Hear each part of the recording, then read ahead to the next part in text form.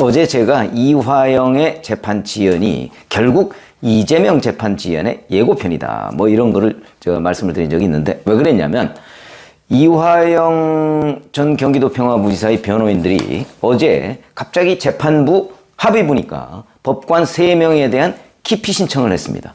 무려 1년 정도 재판을 해왔는데 그런데 10월 초에 제 그 3번째 구속영장이 발부가 되니까 뭐 이제 재판이 불공정하다. 갑자기 불공정하다고 얘기를 하는 거죠.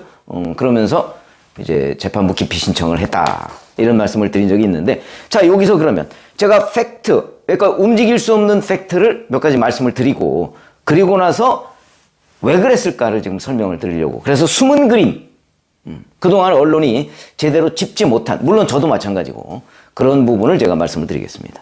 자, 우선 재판부 3명에 대한 기피 신청을 했죠. 뭐 재판을 불공정하게 진행하고 있다 이런 주장을 하면서 근데 검찰은 여기에 대해서 이거 재판 지연 전략이 명백하다 이런 식으로 얘기를 하면서 간이기각이라는 게 있다고 합니다. 간이기각은 재판 지연 전략이 명백하다고 판단을 하면 그냥 그 자리에서 즉각 받아들이지 않는 거죠. 근데 그렇게 하지 않았습니다. 재판부가.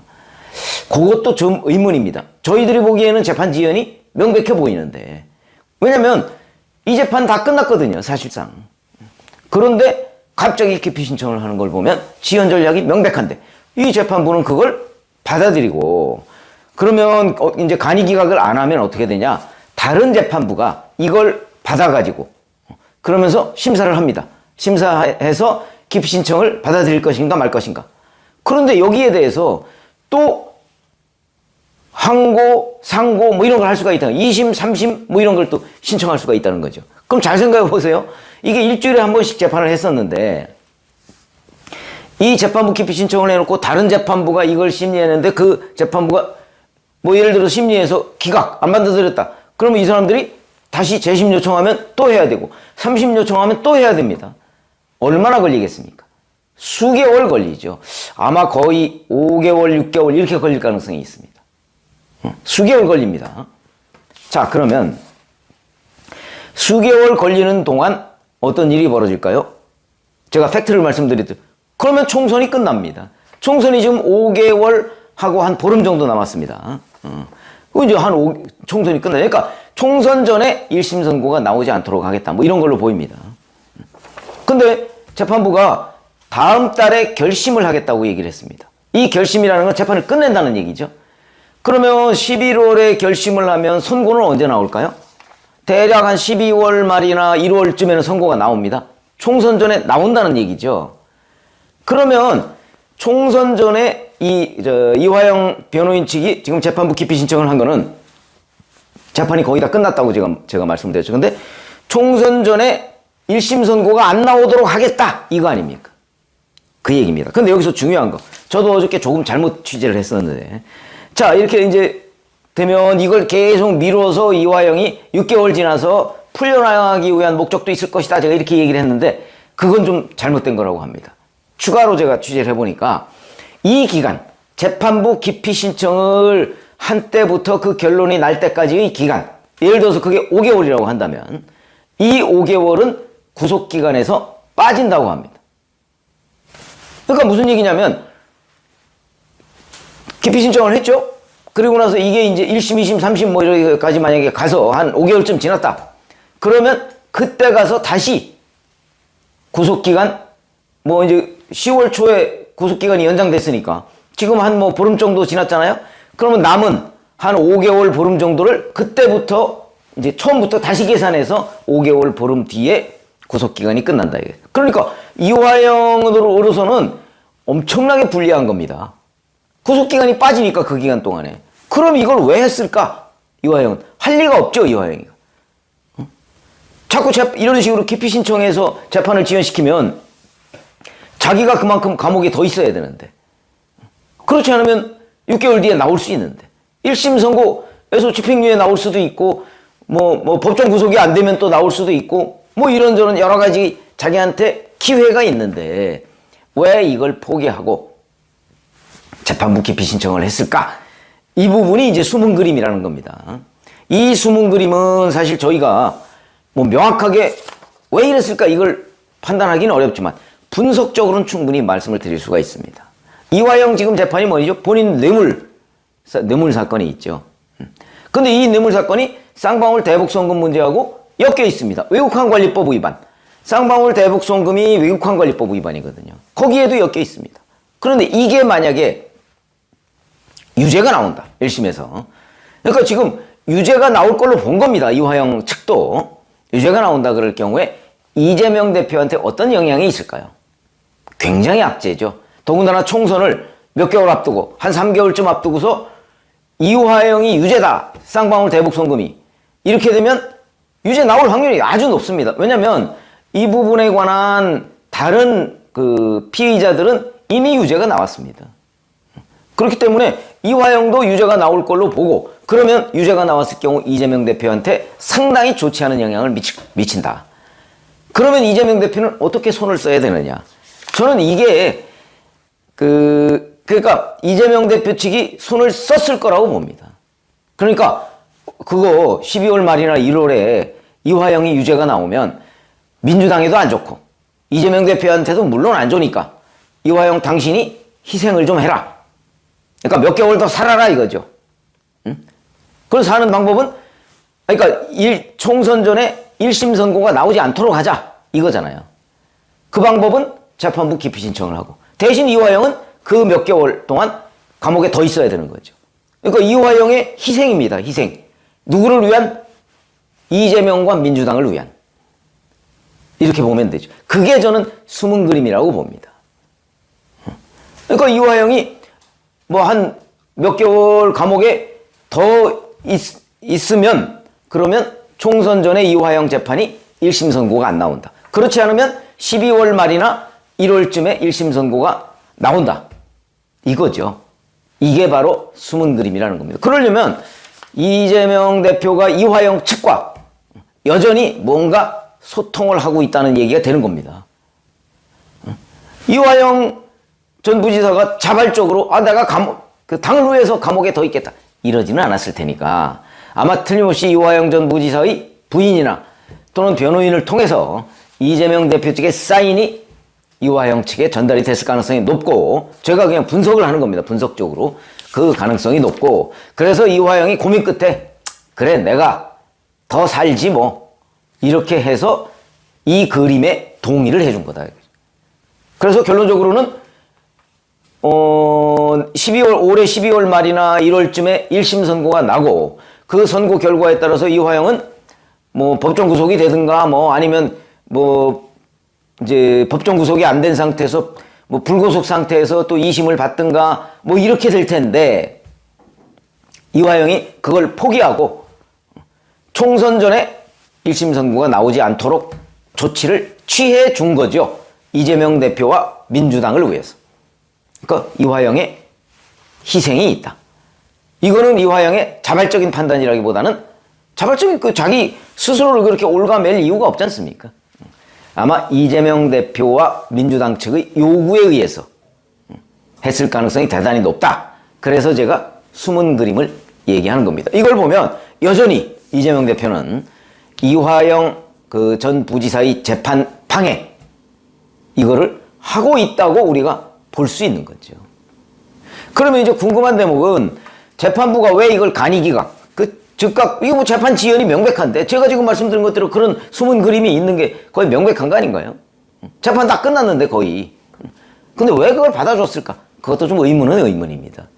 그것도 제가 변호사들한테 물어보니까 아마 내년 2월에 법관 인사가 있지 않습니까? 그러니까 그냥 그 다음 재판부로 퉁치고 자기네들은 손 털겠다. 뭐 이런 거 아니겠는가 하는 생각도 들고요. 그렇게 되면 또 새롭게 맡은 재판부가 이거 이제 기록 보고 어쩌고 하면 아마 총선 뒤에 한참 지나야 1심 선고가 나올 것이다. 근데 그게 유죄가 나올 가능성이 대단히 높기 때문에 지금 그걸 자꾸 1심 선고를 자꾸 미루려고 하는 것이다. 이재명 대표도 미루려고 하는 것이고 이화영 전 부지사 본인도 미루려고 하는데 본인은 미룰 생각이 없는데 이재명 대표 측의 요구에 따라서 미룬 것으로 보인다. 그 작전이 바로 재판부 기피 신청이다. 이렇게 숨은 그림 찾기를 한다면 말씀을 드릴 수가 있다. 자, 이 보통 대법원장을 하고 그만두면 정부에서 그동안에 공을 취하해서 훈장을 주게 되는데, 자, 이 김명수는 지금 소환이 임박했고, 그리고 김명수가 과거에 임성근 부장판사와 관련해서 국회에 거짓말한 것이 들통이 나면서 여기에 관련해서 수사가 진행되고 있어서, 그래서 법원 행정처가 이 행안부의 김명수에 대한 이 훈장 이 추진을 하다가 급히 이 취소한 사례가 드러났습니다. 자, 그래서 김명수는 훈장도 지금 받지 못하는 상황이고, 곧 이어서 지금 검찰의 소환이 될 것으로 보입니다. 지난달 9월 24일 날 김명수가 퇴임을 했는데, 그동안 이 현직에 있기 때문에 검찰은 김명수와 관련해서 여러 가지 혐의가 있지만 소환하지 않았습니다. 퇴임하고 난 뒤에 곧 이제 김명수와 소환이 임박해지면서 김명수가 원래 대법원장이 그만두고 난 뒤에 주기로 했던 이 국민훈장의 수여를 지난달 보류한 것으로 이렇게 파악되었습니다. 자, 이게 바로 김명수가 2020년 임성근 전 부장판사의 사표 수리를 거부하고, 자, 국회에 거짓 해명한 혐의와 관련해서 지금 수사가 진행되고 있습니다. 자, 이 수사가 지금 벌써 2년이 넘었는데, 그런데 최근에 이 9월 달에 김명수가 사퇴했기 때문에 이제 소환이 임박했다는 겁니다. 그러니까 과거에 김명수가 임성근 부장판사가, 자, 법원의 판결과 관련해서 세월호 7시간, 박근혜 전 대통령의 세월호 7시간 관련해서 재판에 개입했다, 이렇게 해서, 자, 임성근 부장판사와 그래서 적폐몰이 뭐 이렇게 해서 이제 말하자면 수사를 했는데, 그런데 임성근 부장판사는 재판에서 무죄를 판결받았습니다. 그런데 이 무죄 판결 받았지만 더불어민주당에서 임성근 부장판사를 탄핵해야 된다, 이렇게 말했습니다. 자, 그럴 때 임성근 부장판사가 시간을 좀 지나고 했으니까 본인이 건강이 좋지 않았어. 자, 김명수에게 이 사표를 수리해달라 몇 차례 가져갔지만 다 거부를 했습니다. 그런데 김명수는, 자, 사표 수리하는 과정에서, 자, 더불어민주당에서 이 탄핵을 하자고 저렇게 난리인데, 내가 만약에 이 사표를 수리하면 저쪽에서 내가 무슨 소리를 듣겠냐, 이런 발언을 했던 것이었습니다.